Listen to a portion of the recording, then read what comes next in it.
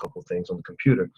I'm out here. I had to come to LA for just a couple of days to do some stuff, and I had a good time though. I had a good time. I went to a an actual Grammy party. You know, I never really expected to go to stuff like this, but you know, my I have this really great manager who you know, really has pushed me to stretch my boundaries. And so I listened to her advice on a lot of stuff. And she said, I want you to go to this thing. So I said, okay, I'll go. And it was very interesting. I really enjoyed it.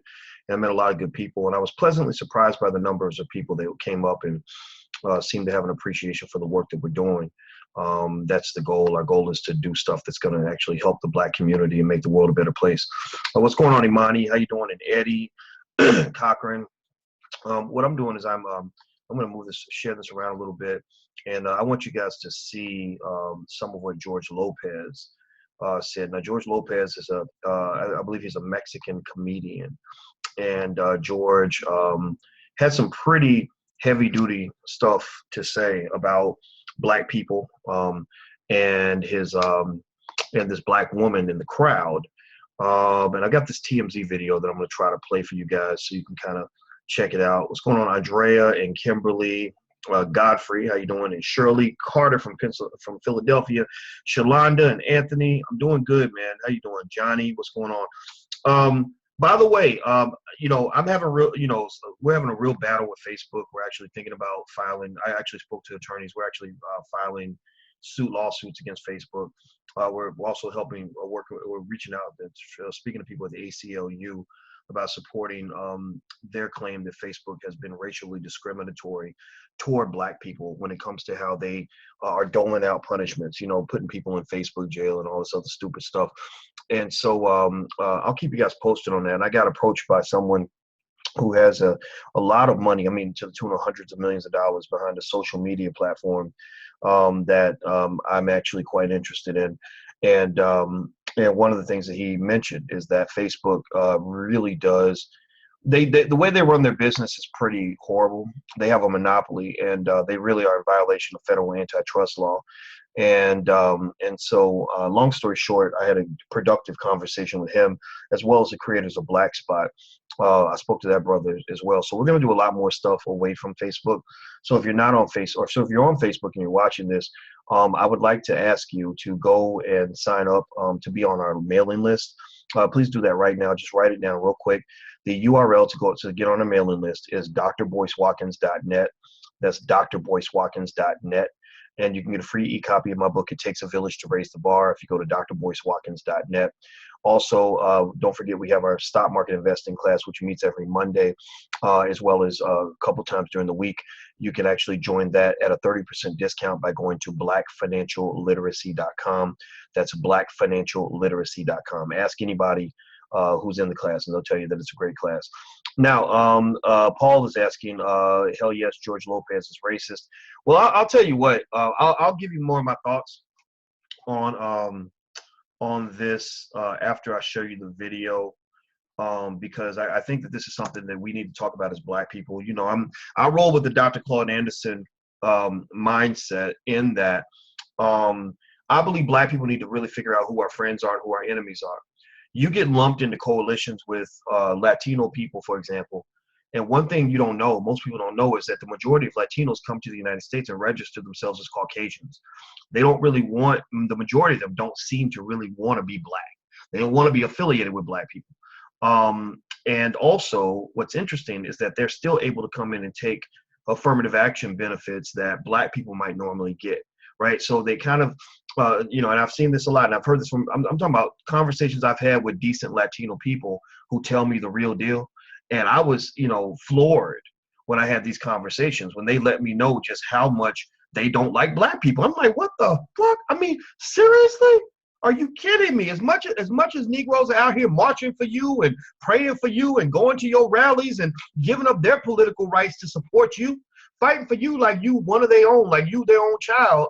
I've always asked it. I've always said, all these people, when they got you, when they on TV and you got these little Black commentators on TV on CNN telling you, oh, well, we've got to go march for the immigrants. We've got to go march for the Latinos. No. I was like, well, are they marching for us? Like we holding a reparations rally next week. Are the illegal immigrants coming in mass to support us at our reparations rally? Is the Mexican community, do they have leadership that's getting tens of thousands of people, maybe hundreds of thousands, to come and as a collective support movements that specifically affect Black people? Or are we being used as political hoes? I would argue, and again, y'all know I got my book with me. I keep this book with me everywhere I go. Black Labor, White Wealth by Dr. Claude Anderson. Greatest book ever written in the history of this country. This is a book that every Black child should read before you start reading all that European crap they got you reading. Again, another type of brainwashing. And one of the things Dr. Anderson does very, very well is he breaks down the way Black people are used as political mules for everybody else. They get you so damn confused. They get your head spun on backwards so much that you out here marching for people that don't even like your Black ass, that don't even like you. What in the hell is wrong with you? Seriously, get some self-esteem. Grow some balls. What the hell? I mean, it's crazy to me. So anyway, let me just pop this video up of Lopez.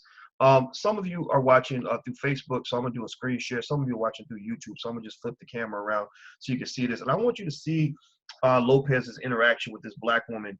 She's in the crowd. He claims she heckled him when he made a joke, which was interesting. He said something like, "There's two rules in a Mexican family. One is don't marry a Black person." What? Really? I mean, when I grew up in my Black household, I never heard my parents say don't marry a Mexican. I hear everybody in the world making fun of Mexicans. You know, I heard Latino people say, well, you know, the Mexicans are like the niggers of the Latino community. I'm like, they are?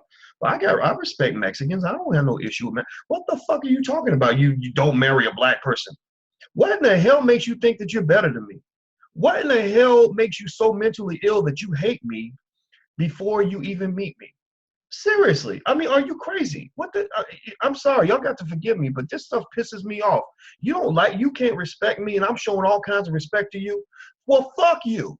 You know, seriously, excuse my French. I don't mean to cuss. I'm sorry, but this burns me up. I think racism should piss you off. Stop being scared of being an angry Black person, because there's a lot of stuff that you should be angry about. And I know some people watching, they're like, well, you know, Dr. Boyce, cursing isn't scholarly. Well, I don't give a fuck. Sometimes you got to cuss a little bit.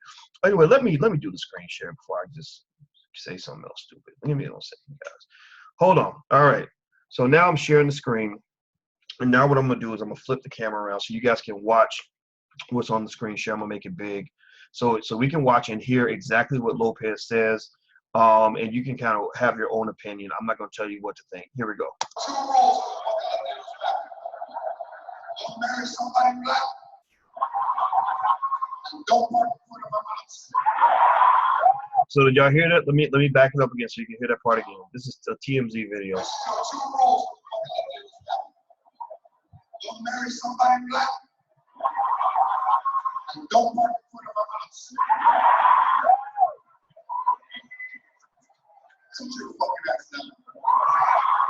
Yep. Now pay attention to how he talks to this Black woman. Now remember, Donald Trump used to run his rallies like that, where he would be like, "Get out, get him out," right? And y'all called that racist. Now I want you to watch Lopez and how he taunts and attacks this Black woman in the crowd because she got offended by his little joke about not marrying a Black person. Watch this. Sit your talking bitch. Sit your fucking ass down. You make me see a show. Sit your ass down. You gotta take a joke in the wrong motherfucking place. You gotta take a joke in the wrong. So sit your fucking ass down. Or get the fuck out of here. Sit your fucking ass down. I'll see you. Okay, I'll take a fuck fucking out.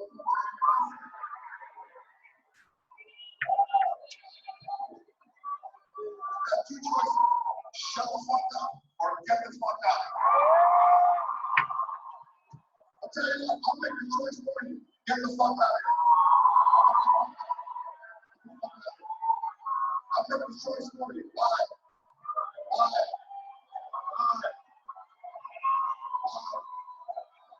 You can't take a joke, you're in the wrong motherfucking place. Why?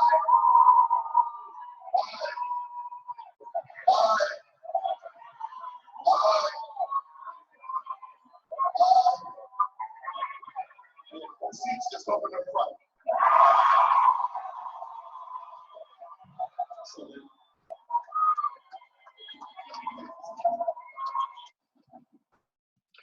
Okay, so did y'all see that? I mean, it's real it's real funny. People are, are wondering like whether or not Lopez should be called racist for this. Um, I don't know. I'm not going to tell you what to think about that. I believe you should make your own opinion about this. But what I want to remind you of is that, you had a time where Donald Trump was doing the same thing, where he would taunt people in the crowd that disagree with him. He would have them escorted out, things like that. And if you listen to the way he talked to that black woman, it was pretty horrible. Bitch, shut the fuck up, get the fuck out, sit your fucking ass down. And you just made a joke where you disrespected her. And so to me, if you're going to call Donald Trump a racist for, for what he said to black people in the crowd, I don't know how you can't say the same thing about Lopez. I don't know why the same rule doesn't apply. Maybe it doesn't. And that's the thing. Here's the other interesting thing is that I'm going to tell you like this. Look, somebody mentioned D.L. Hughley defending Lopez. Now, I know DL and I like him. DL's a smart guy. But here's the problem. When you have people that are in the same industry, they tend to just support each other. I'm out in LA right now and I see how the Hollywood cliques run. And there are people that, protect other people they consider to be power brokers. Like if you are a young comedian and you see another older, wealthier, more powerful comedian do something stupid, you go out and defend them because you are, because you want that person's favor. You want them to help you build your career, or you have a friendship with that person, or you have some sort of business relationship with that person. That's why I'm really, really careful about relationships I form with people. If your integrity ain't right, then there's going to be times I know at some point we're going to clash. You're probably going to lose me as friends. I've lost more friends than I've gained. My manager has a lot of friends, which is why I love working with her, but I don't keep a lot of friends because I don't want a lot of friends because that comes with baggage. And two, my friends usually get offended by something I say. I can't back away from telling my truth just because we're homies. That just doesn't work. And so I think with DL, I think you saw Cheryl, what's her face? She was defending him too. I just kind of think that's sort of what happens. People close ranks in the same industry. You saw Whoopi Goldberg defending, prominent white actors when they would say something racist. And the thing is that you really just can't believe these Hollywood types. These Hollywood types, unfortunately, a lot of them have lost their soul. A lot of them are more caught up in status and power and wealth than they are about integrity and decency, et cetera. Not everybody thinks that way. I actually went to one of these Hollywood parties last night, and it was nice. It wasn't bad. I mean, everything was fancy, and everybody's dressed and wearing these expensive clothes, and every now and then somebody will walk up and say, Dr. Boyce, I love what you're doing. I think it's great. I met the brother from Earth, Wind and Fire, the one with the long hair, and I just went up and I just wanted to tell him that I love Earth, Wind and Fire. His music is amazing. But he came up to me before I came up to him. And so there are celebrities that get it. And I appreciate that. But there are a lot of them, unfortunately, that just literally have no interest in developing a soul.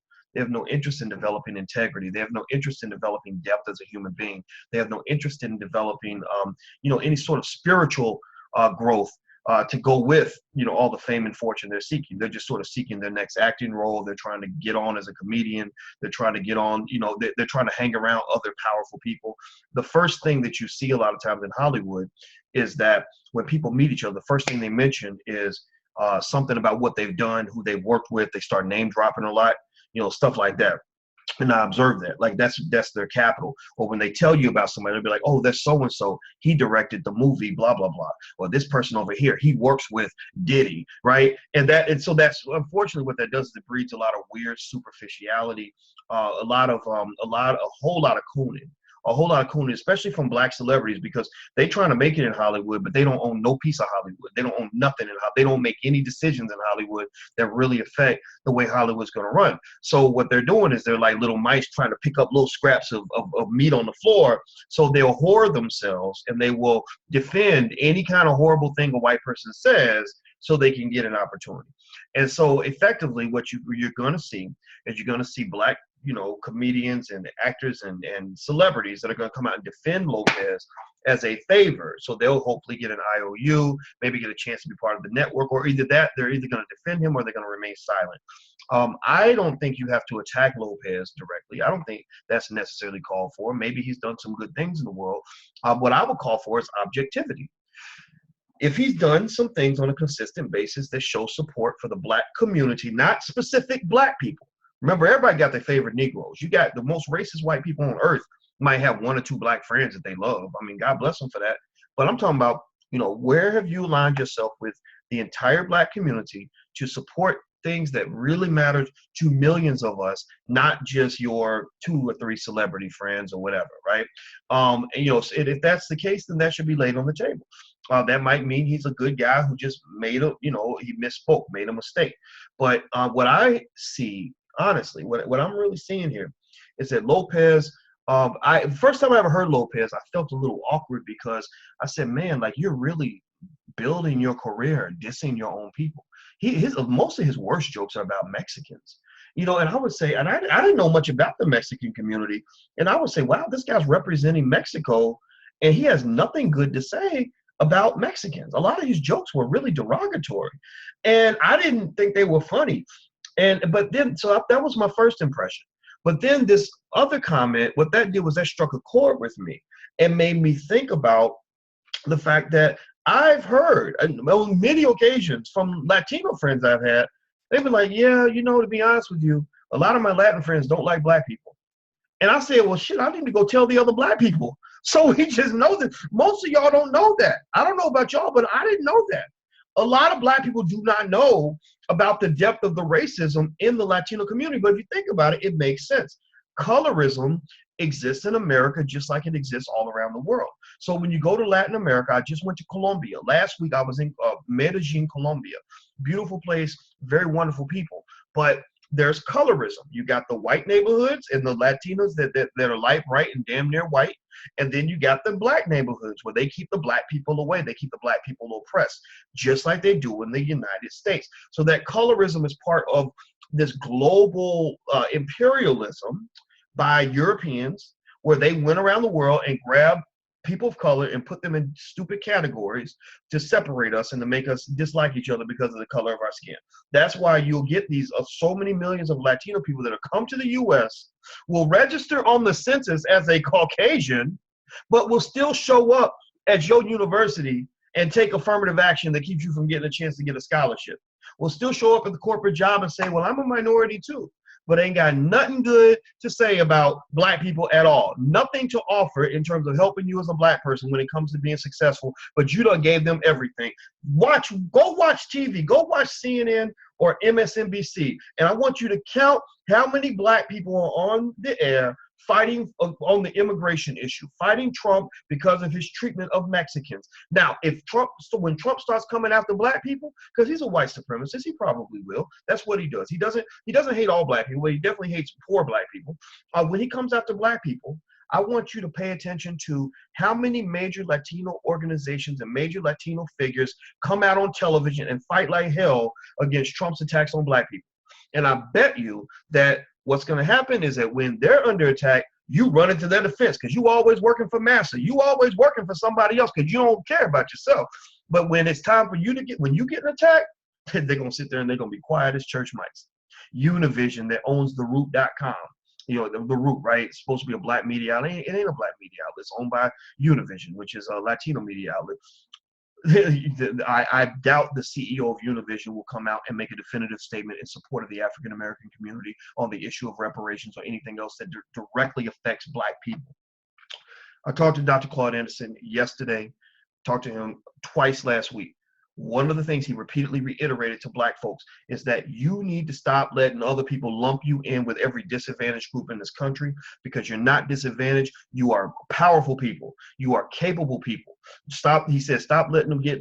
He said, stop telling letting black folks get lumped in with Latino people, LGBT, the feminists, humpbacks, midgets, people with one leg and an ingrown toenail. No, you're not a disabled people. You're not weak. You're not a minority. You are a powerful group of people. That's the first thing. Second of all, he was saying, and I agree with him. He said, we got to quit going out here and fighting for other people's interests and not fighting for our own. You are the only, when you lump yourself in with other people, and when you say, oh, I'm going through these horrible things as a black person, and then the gay person next to you is like, yeah, they're mistreating me too. With, racism and homophobia are the same thing. No, they're not. No, they're not. No, they're not. If I'm gay, I can hide that. I don't have to tell nobody who I'm having sex with. When I'm black, I don't know about y'all, but every time I look in the mirror, I am the same black dude. I can't change the color of my skin, right? So what I will say to you is that you have to understand that as a black person in America, as an African American, you have a unique claim of trillions of dollars of wealth that was stolen from you through 400 years of Jim Crow slavery and oppression and mass incarceration. You are owed that. You're owed trillions of dollars just for the Middle Passage alone. Just for the Middle Passage alone, you're owed trillions. But that don't count 250 years of the worst slavery known to man, another 100 years of Jim Crow, another 45 years of mass incarceration, and then whatever else they probably plotting to do to us right now. I was just shooting, this is what I was shooting in LA at the Real Network. I was shooting a segment for something that we're doing in the Black History School that's called Heads of Hate. And it's all about all the things they did to black people that we don't even know about, all the medical experimentation they did that black people don't know about, all the times that you look at Henrietta Lacks, the sister that went to the hospital and they stole her cells because her cells had a special quality. They never died. They were the only cells in human history that did not die. They stole her cells and they kept them alive and they used them for the next 50 years, making tens of billions of dollars worth of medical advances and never gave her family nothing. And that to me, that one story is a microcosm of what they do to black people on a systematic and broad basis. They lie to you, they steal from you, they mistreat you, and then they disrespect you by not even acknowledging what was already done, and then they lump you in with everybody else. And I'm not a fan of that, because I don't believe that black people should feel obligated somehow to think that what we've gone through is the same as what everybody else has gone through. Okay. I'm gonna take a deep breath. If you haven't signed up for our stock market class, feel free. You can sign up at a discount at blackfinancialliteracy.com. That's blackfinancialliteracy.com.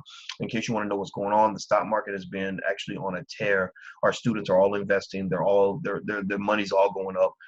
They're all they're all getting ahead financially. I'm teaching them how to actually build family empires with just $5 a day. We make 100-year plans for our families, because our goal is that in 100 years, I want my family to be worth tens of millions of dollars. And there are ways to do that with very small investments that you can make right now.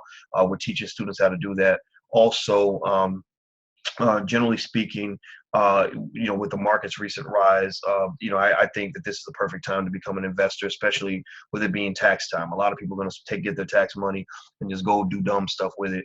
I encourage you not to do dumb stuff with your money, because if you do dumb stuff, you're going to end up in dumb situations. So don't end up in dumb situations, end up in good situations. So you can go to blackfinancialliteracy.com if you're interested in taking a look at the class. Jerome says, I never saw Mexicans speaking for us. Forget Lopez. I haven't either. I don't really see. Somebody tell me, please. I don't hate Mexicans. I've never had a reason to hate Mexicans, but I've never really seen the Mexican community or Mexican American community on a systematic level speaking up on behalf of black people. I just haven't. But y'all speak up on behalf of them all the time. Y'all think Trump is racist, that he's done something to black people because he did something to Mexican people. And I'm like, well, no, he built the wall for Mexican people. He did. Now, if he built a wall around the hood, then I might say something. But he didn't build the wall around the hood. He built the wall around Mexico. And I'm going to tell you what, a lot of people don't talk about this. This is as quiet as kept.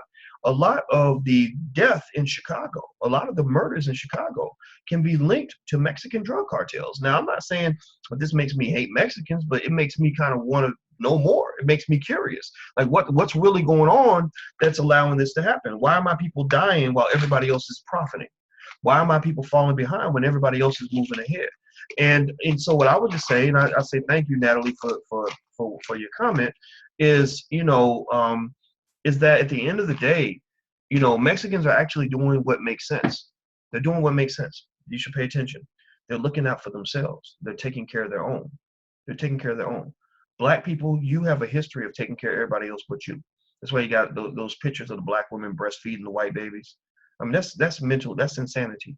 That's insanity. You're not really supposed to be breastfeeding somebody else's baby, but you are deeply committed to serving your master, and it's a part of who you are, you know, and it's something that you got to break out of because it's not going to be healthy for you. Dr. Carlton Davis says you have an excellent program. Thank you. Don't let anyone sidetrack. Most of us tune in for your wisdom. Well, thank you very much. I hope that I'm being wise now. Sometimes when I cuss, I probably sound a little less wise, but I'm still the same guy. I promise you. Sometimes profanity is the best way to communicate a message if it comes from the heart. Give me one second. I gotta take my multivitamin literally because I forget. So do this while I take my vitamin real quick. If you haven't hit the share button, please take 1 second to hit the share button or the follow button or the subscribe button. Please do that. Also, sign up at drboycewatkins.net to get a free e-copy of my book. That's drboycewatkins.net, because that'll also put you on our list so that in case Facebook shuts us down. They just shut down one of my pages that had 400,000 fans, my fan page. I don't know why they shut it down. They're not really explaining why. So if you're on that page, then then you're never going to see me on that page again, I don't think, because I think they shut it down permanently. So please share, please tell other people to sign up so that we can remain connected, because my number one goal is, but very basic, I want to have avenues where Black people can talk to each other without getting permission from anybody else. You have to have places and spaces where, those who care about our community the most, those who have something to offer in terms of information and intellect, can talk without a filter, can connect with you and tell you the real deal without all the nonsense and the bullshit that you get on TV. A lot of that stuff you see on TV is nonsense. It's all part of social programming, or social engineering. That's what I meant to say. It's social engineering. They're like, okay, we want the niggas to think this way, so we're gonna put a nigga in front of them and have the nigga dance and say certain words, and other niggas will follow him. And that's not gonna make you strong. That's not gonna give you power. I had a conversation with a young brother today about power.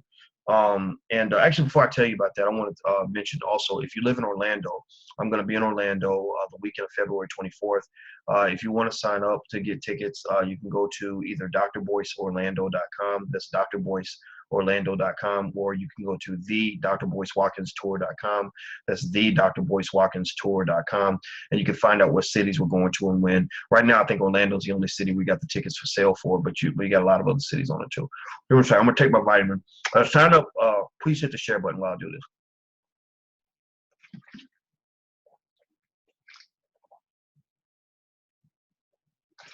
Okay. In case you're wondering what this is smart water. And I've been drinking lots of smart water because I drink tons of water. I hear it's smart to drink lots of water. I had a great conversation with someone about a Facebook alternative that they created that I think I want to support. What I like about the platform is it allows not only for us to go over there and do what we want to do and say and connect directly to our audience, but it allows other people who come in to do their own social media and to connect with their own people and load videos and write articles. And that's one thing I always wanted to do. I don't mind. I mean, I'm glad I have a platform, but I really always want to share my platform because I know I'm not the only smart person out here. I'm not the only one that's got something to say. And so I appreciate you guys that listen to me. But I know a lot of you are great writers. A lot of you are thoughtful people. And I want to create spaces where it's very easy for you to go in there and do your thing. It ain't just about my thing. It ain't just about me at all. It's about all of us. And I want to encourage you also to go and teach. Other people. Somebody asked what vitamins I take. Centrum. I don't take the old people vitamins yet, but this is Centrum, I think, for men. Yeah, Centrum for men. So these are vitamins I take. All right. So, that's pretty much it as far as Lopez. People are welcome to have whatever opinion they want. But what I want to encourage you to do is to think critically. And remember, the word of the day, the word of the month, the word of the year that I always use on a regular basis is reciprocity. Reciprocity is it. Are they doing for you what they're asking you to do for them? Everybody's used to getting something from Black people. We are the political whores of America. We are the political side chicks. And that's because everybody expects us to give, but they don't want to give nothing back. They don't have any interest whatsoever in coming in to help you on any of the things that matter to you. They don't respect your unique claim to about $14 trillion in wealth that was stolen from you, from your family, your relatives who wanted to leave you something. They couldn't leave you nothing because they tried to, and white people stole it. They don't respect that.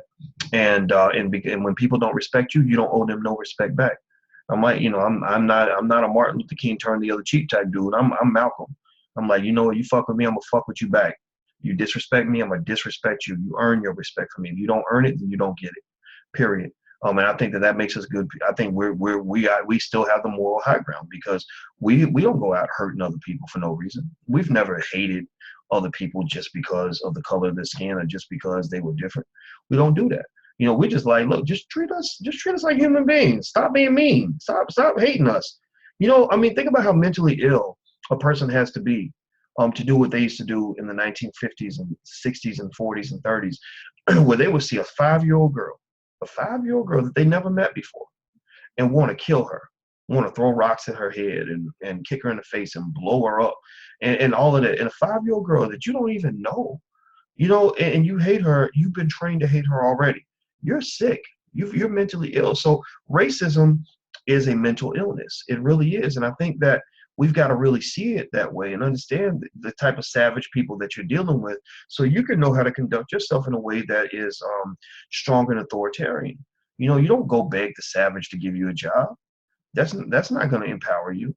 You don't beg the savage to forgive you when they're the ones who should be trying to beg for your forgiveness. You don't go try to partner with the savage when you're doing all the work and they're getting all the benefits. What the hell? Come on now. Give me a break. So you know, when I'm sat here and watched all this stuff going on with Trump and immigration and the Mexican wall and all that, I just sat back and I just had my popcorn. I was like, wow, what's he going to do next? This is interesting. I'm worried about black folks. I'm taking care of home. I'm taking care of mine. No, I'm not a parent. I'm not coming to your rally on immigration. No, I don't. I'm not thinking about all of that. I'm thinking about building power. And power for black people comes through wealth.